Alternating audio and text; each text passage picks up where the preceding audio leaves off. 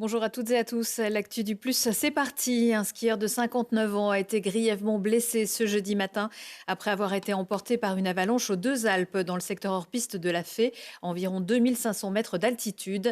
L'homme retrouvé en arrêt cardio-respiratoire a été réanimé par les secours puis héliporté en urgence au CHU de Grenoble dans un état critique.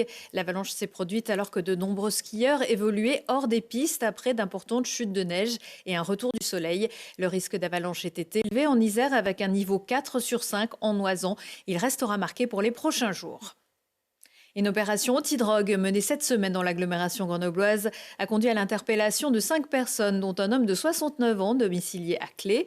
Lors des perquisitions, les enquêteurs ont saisi plus de 3 kilos de stupéfiants, 3 200 € en numéraire, 30 000 € en crypto-monnaie, 80 000 € sur des comptes bancaires et une Renault Clio. 4 suspects ont été placés en détention provisoire, le quinquagénaire sous contrôle judiciaire. Selon le procureur de Grenoble, Étienne Monteau, l'un des hommes interpellés, bénéficiaire du RSA, apparaît comme le potentiel financier du réseau et menait un train de vie disproportionné avec séjours réguliers à Dubaï et vêtements Dior.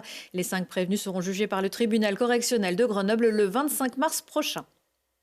Un adolescent de 14 ans a été violemment agressé jeudi matin devant le collège Lucie Aubrac à la Villeneuve à Grenoble alors qu'il s'apprêtait à entrer dans l'établissement. Frappé à plusieurs reprises, notamment à la tête, il a été transporté à l'hôpital par les pompiers.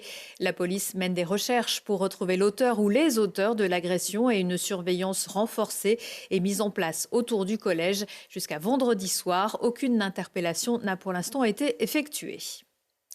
Le trafic des trains fortement perturbé ce jeudi entre Grenoble et Valence en raison d'un obstacle sur les voies qui pourrait être lié à l'écroulement d'un mur près de Poliénas vers 6 h ce jeudi matin. La liaison Moiron-Valence est totalement interrompue jusqu'au 9 février.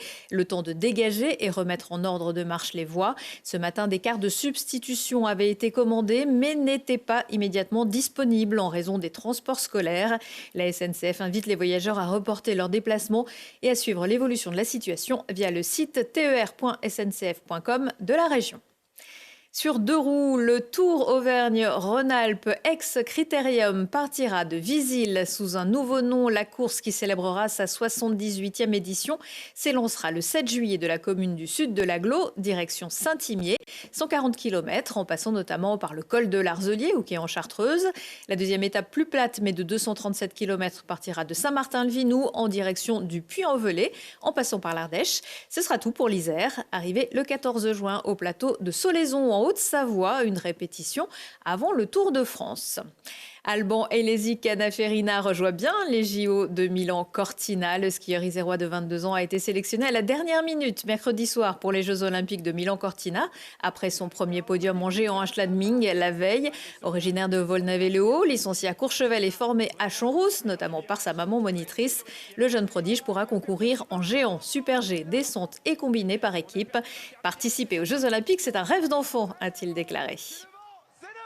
21e journée du championnat de Ligue 2 de football. Ce week-end, le GF38 reçoit Amiens vendredi soir au Stade des Alpes.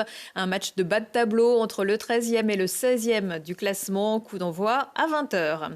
Allez, une idée de sortie, mais une double affiche vendredi soir à la Source à Fontaine avec Milena, l'artiste iséroise d'origine arménienne, qui viendra interpréter des titres de son prochain EP, suivi de Mathieu Bogart, qui revient avec son tout nouveau groupe, Le Grand Piano, et une sélection d'anciennes et de nouvelles chansons dans des versions lumineuses et hautement colorées. Ça commence à 20 h 30. Toutes les actualités, les articles, le fil info, nos émissions à retrouver sur notre nouveau site internet tgplus.fr et sur nos réseaux.